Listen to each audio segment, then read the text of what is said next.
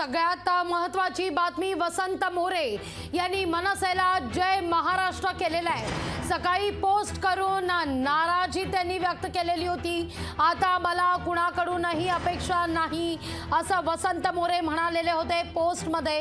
आणि त्यानंतर दुपारी आता वसंत मोरेंचा राजीनामा समोर आलेला आहे। जय महाराष्ट्र साहेब, मला माफ करा वसंत मोरे, अशी पोस्ट वसंत मोरे यांनी आता पोस्ट केलेली आहे। ऐन लोकसभा निवडणुकांच्या तोंडावर मनसेमध्ये पुण्यातून एक धक्का आपण पाहतोय। वसंत मोरे यांनी मनसेला आता जय महाराष्ट्र केलेला आहे। याविषयी बोलण्याकरता मनसे प्रवक्ते योगेश चिलेजी आपल्या सोबत जोडले गेलेले आहेत। काय पहिली प्रतिक्रिया आहे? वसंत मोरे पुण्यातला एक मोठा चेहरा, मोठं नाव मनसेचं, पण आज मनसेला जय महाराष्ट्र करण्यात येतोय। या घडी चिलेजी तुमची प्रतिक्रिया घेणार आहोतच, पण आपण बातमी सुद्धा पाहतोय काही क्षणात वसंत मोरे पत्रकार परिषद घेणार आहेत आणि आपली भूमिका देखील स्पष्ट करणार आहेत। योगेश चिलेजी, आपली प्रतिक्रिया।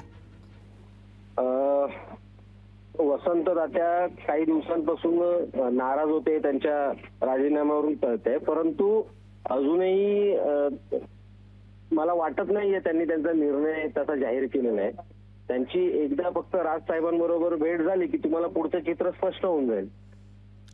मग साहेब मला माफ करा जय महाराष्ट्र याचा काय अर्थ लावायचा? असे राजीनामे आपल्याकडे येत असतात, परंतु एकदा ते साहेबांशी भेटले की तुम्हाला हेच चित्र बदललेलं दिसेल। वसंत तात्या हे पक्षाचे पूर्वीपासून निष्ठावान आहेत, कालही होते, आजही आहेत। कालही त्यांचं पक्षावर प्रेम होतं, आजही पक्षावर प्रेम आहे, साहेबांवर प्रेम आहे। साहेबांनी एकदा मायेने जवळ घेतलं की हाच निर्णय तुम्हाला फिरलेला दिसेल। म्हणजे हा निर्णय बदलेल अशी अपेक्षा आहे तुम्हाला, असा विश्वास तुम्ही व्यक्त करताय? सर्व महाराष्ट्र सैनिकांना अपेक्षा आहे। योगेश जी, पण याआधी सुद्धा ही काही पहिली वेळ नाहीये वसंत मोरेंची। याआधी सुद्धा वसंत मोरे यांनी आपली नाराजी जाहीरपणे असू दे किंवा फेसबुक पोस्टच्या माध्यमातून व्यक्त केलेली होती, अगदी वारंवार व्यक्त केलेली होती। पण मध्यंतरी मात्र राज ठाकरे पुण्याला गेले, त्यावेळी मात्र एक भेट झाली, चर्चा झाली, त्यानंतर काहीशी मात्र वसंत मोरे यांची नाराजी कमी झाल्याचं महाराष्ट्रानं पाहिलं। पण त्यानंतर पुन्हा एकदा मात्र कुठेतरी खतखत ही सातत्यानं व्यक्त करण्यात येत होती आणि आज अखेर राजीनामा। हे असं का घडतंय वारंवार वसंत मोरेंच्या बाबतीत?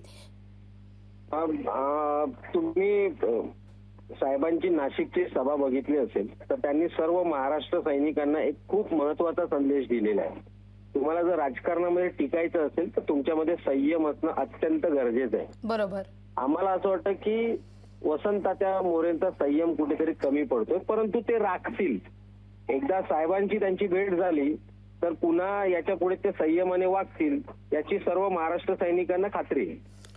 थेट आणि एक शेवटचा सवाल विचारते, तुम्ही म्हणताय वसंत मोरे यांचं साहेबांवर अतिशय प्रेम आहे, निष्ठावंत कार्य करतायत, मग साहेबांनी दिलेला सल्ला वसंत मोरे यांनी इतका आत्मसात केलेला दिसत नाही का? का राजकारणात संयम का ठेवत नाहीयेत वसंत मोरे? पाचही बोट तुम्हाला सारखी मिळणार नाही। कोणामध्ये संयम चांगला असतो, कोणामध्ये संयम कमी असतो। याचा अर्थ तो व्यक्ती वाईट असतो असा होत नाही। त्यांचं साहेबांवर प्रचंड प्रेम आहे। साहेबांशी त्यांची चर्चा झाली तर तुम्हाला हा निर्णय फिरलेला 100% दिसेल। बरं, ठीक आहे, धन्यवाद योगेशजी, आमच्याशी संवाद साधलात त्याबद्दल। लोकशाही मराठी, ऐका, पहा, जागरूक रहा।